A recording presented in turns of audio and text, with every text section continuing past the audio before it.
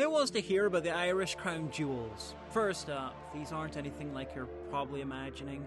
This is the British crown jewels, for instance, and these are the honours of Scotland, the Scottish crown jewels. The Irish crown jewels were a little less ostentatious in comparison, just a chain, a diamond-covered badge, and a star.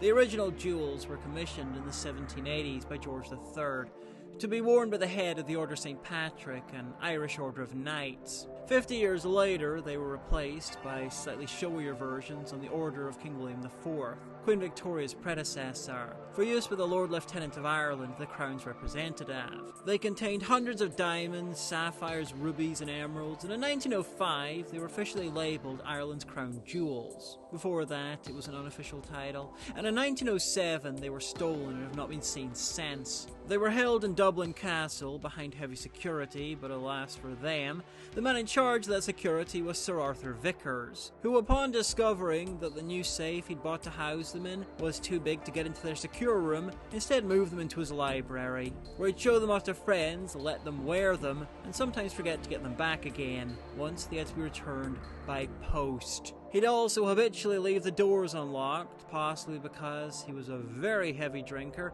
and would misplace the keys. They were discovered missing in July 1907, 4 days before a visit by King Edward VII.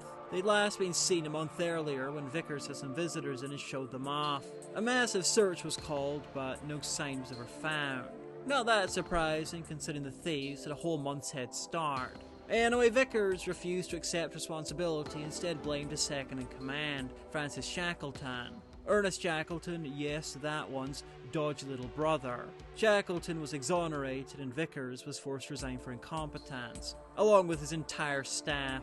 Which is fair enough. So, who did it?